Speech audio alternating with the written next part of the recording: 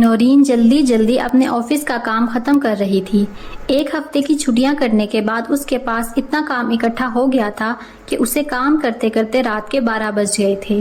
سب لوگ پہلے ہی اپنا کام ختم کر کے جا چکے تھے۔ گہری رات اور ساتھ میں تیز بارش نے ماحول کو اور زیادہ خوفناک بنا دیا تھا۔ آفس سے نکلتے ہی نورین کو تیز بارش کا سامنا کرنا پڑتا ہے۔ وہ جلدی جلدی بس اسٹاپ کی طرف جانے لگتی ہے۔ بس اسٹاپ بالکل خالی ہوتا ہے۔ وہ وہاں کھڑے ہو کر بس کا انتظار کرنے لگتی ہے۔ 1 گھنٹہ گزر جاتا ہے مگر بس کا دور دور تک کوئی نام و نشان نہیں ہوتا۔ وہ بارش میں بری طرح بھیگ چکی ہوتی ہے۔ اچانک دور سے ایک ہیڈ لائٹ جلتی ہوئی دکھائی دیتی ہے۔ نورین خوش ہو جاتی ہے کہ چلو بس آ گئی، مگر جیسے ہی وہ روشنی قریب آتی ہے تو وہ بس نہیں بلکہ ایک گاڑی ہوتی ہے جسے ایک عمر رسیدہ عورت چلا رہی ہوتی ہے۔ وہ عورت نورین کو دیکھ کر گاڑی روک لیتی ہے اور کہتی ہے، بیٹا تم رات کے اس وقت یہاں کیا کر رہی ہو؟ تم تو بارش میں بری طرح بھیگ چکی ہو۔ اگر تم کہو تو میں تمہیں تمہارے گھر ڈراپ کر سکتی ہوں۔ نورین کہتی ہے، آنٹی اصل میں مجھے آفس کا کام کرتے کرتے کافی دیر ہو گئی اور بس چلی گئی۔ میں بس کا ہی انتظار کر رہی تھی۔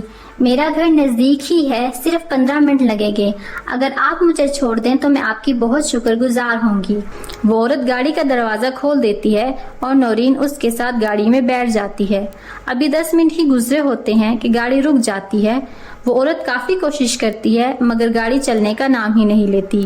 وہ عورت نورین سے کہتی ہے، بیٹا مجھے لگتا ہے بارش کی وجہ سے گاڑی میں کوئی مسئلہ آ گیا ہے، اس لیے یہ اب سٹارٹ ہی نہیں ہو رہی۔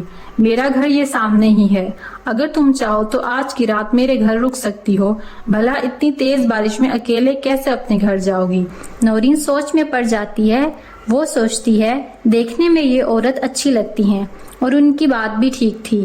اتنی تیز بارش میں گھر اکیلے جانا ممکن نہیں تھا، اس لیے وہ اس عورت کے گھر جانے کو تیار ہو جاتی ہے۔ تھوڑی ہی دیر میں وہ اپنے گھر پہنچ جاتی ہیں۔ اس عورت کا گھر بہت بڑا اور عالیشان تھا۔ وہ نورین کو لے کر اندر آ جاتی ہیں اور اس سے پانی پلاتی ہیں۔ پھر تھوڑی ہی دیر بعد وہ ڈائننگ ٹیبل پر کھانا لگا دیتی ہیں۔ دونوں کھانا کھا کر فری ہوتی ہیں تو وہ عورت نورین کو اس کے بیڈ روم کی طرف لے جاتی ہیں۔ پورے گھر کی طرح روم بھی بہت بڑا اور خوبصورت ہوتا ہے۔ نورین سوچتی ہے، آج تو بہت مزے کی نیند آئے گی۔ وہ عورت وہاں سے چلی جاتی ہے اور نورین بیڈ پر لیٹ جاتی ہے۔ تھوڑی ہی دیر میں اس کی آنکھ لگ جاتی ہے۔ کچھ دیر بعد وہ اچانک ہڑبڑا کر اٹھ بیٹھتی ہے۔ اس نے ایک خوفناک خواب دیکھا ہوتا ہے۔ خود کو تسلی دے کر وہ پھر سے سونے کی کوشش کرتی ہے اور اس کوشش میں کامیاب بھی ہو جاتی ہے۔ ابھی تھوڑی ہی دیر گزری ہوتی ہے کہ وہ پھر اچانک سے اٹھ کر بیٹھ جاتی ہے۔ اس نے ایک ڈراؤنا خواب دیکھا ہوتا ہے۔ اس کا گلا خشک ہو چکا ہوتا ہے۔ وہ سائڈ ٹیبل پر دیکھتی ہے مگر وہاں پانی موجود نہیں ہوتا۔ وہ کچن جانے کا سوچتی ہے۔ ہمت جمع کر کے اٹھتی ہے اور کچن کی طرف چلی جاتی ہے۔ جیسے ہی وہ پانی پی کر باہر آتی ہے تو اسے ایک کمرے سے عجیب سی روشنی باہر آتی ہوئی دکھائی دیتی ہے۔ وہ اس روشنی کی طرف جاتی ہے۔ کمرے کا دروازہ تھوڑا سا کھلا ہوتا ہے۔ وہ جب اندر دیکھتی ہے تو اس کے منہ سے چیخ نکل جاتی ہے۔ کمرے کے اندر وہ عورت زمین پر بیٹھی کچھ پڑھ رہی ہوتی ہے اور اس کے آس پاس انسانوں کے ادھ کٹے سر پڑے ہوتے ہیں۔ چیخ کی آواز سن کر وہ عورت دروازے کی طرف دیکھتی ہے تو سامنے نورین کھڑی ہوتی ہے۔ وہ خوف سے کانپ رہی ہوتی ہے۔ نورین وہاں سے بھاگنے کی کوشش کرتی ہے مگر وہ عورت کچھ پڑھ کر پھونکتی ہے تو نورین کے قدم جم جاتے ہیں۔ وہ چل ہی نہیں پاتی۔ وہ عورت نورین کو ایک کمرے میں بند کر دیتی ہے۔ اس کمرے میں انسانوں کے جسم، ادھ کٹے سر اور ہڈیاں پڑی ہوئی ہوتی ہیں۔ اس کمرے میں سے ایک عجیب قسم کی بدبو آ رہی ہوتی ہے جس کو برداشت کرنا کافی مشکل ہوتا ہے۔ نورین زمین پر بیٹھ کر رونے لگ جاتی ہے اور اس وقت کو کوستی ہے جب وہ اس عورت کے ساتھ اس گھر میں آئی تھی۔ وہ عورت یقیناً کوئی جادوگرنی تھی جو انسانوں کو کاٹ کر جادو کا کام کرتی تھی۔ نورین بھی اب اس کے پاس تھی، مطلب وہ نورین کا بھی وہی حال کرنے والی تھی جو اس نے باقی انسانوں کے جسموں کے ساتھ کیا تھا۔ تھوڑی دیر تک نورین زمین پر بیٹھی روتی رہتی ہے مگر پھر ہمت کر کے اٹھتی ہے کہ شاید اسے باہر جانے کا کوئی راستہ مل جائے۔ وہ کمرے کی تلاشی لینے لگتی ہے مگر انسانی ہڈیوں کے علاوہ کچھ بھی اس کے ہاتھ میں نہیں آتا۔ وہ کمرے کی چھان بین کر رہی ہوتی ہے کہ اچانک ایک طوطا اس کے پاس آ کر گر پڑتا ہے۔ پہلے تو وہ ڈر جاتی ہے مگر ہمت کر کے اسے اٹھاتی ہے۔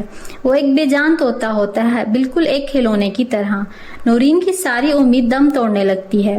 وہ اس طوطے کو لے کر بیٹھ جاتی ہے اور اس کے ساتھ کھیلنے لگتی ہے۔ اسے اب اپنی موت سامنے نظر آ رہی ہوتی ہے۔ طوطے کے ساتھ کھیلتے کھیلتے اچانک اس سے طوطے کا بازو ٹوٹ جاتا ہے اور ایک چیخ سنائی دیتی ہے۔ وہ ڈر جاتی ہے مگر پھر سوچتی ہے یہ تو ایک کھلونا ہے، یہ چیخ اس کی نہیں ہو سکتی۔ اسی لمحے وہ عورت دروازہ کھول کر اندر داخل ہوتی ہے۔ وہ شدید غصے میں ہوتی ہے۔ اس کا ایک بازو ٹوٹا ہوا ہوتا ہے۔ وہ غصے سے نورین کی طرف آتی ہے۔ نورین ایک ہی سیکنڈ میں سمجھ جاتی ہے کہ یہ طوطا کوئی عام طوطا نہیں بلکہ اس عورت کی جان اس طوطے میں بستی ہے۔ وہ اس طوطے کا دوسرا بازو اور دونوں ٹانگیں بھی توڑ دیتی ہے۔ وہ عورت زمین پر گر جاتی ہے اور چیخنے لگتی ہے۔ نورین فوراً وہاں سے بھاگ جاتی ہے اور اس عورت کے خلاف پولیس میں رپورٹ کرتی ہے۔ پولیس اس عورت کو گرفتار کر لیتی ہے۔ تفتیش کرنے پر سامنے آتا ہے کہ وہ عورت انسانوں کی اسمگلنگ کر کے ان کو کالے جادو کے لیے بیچا کرتی تھی۔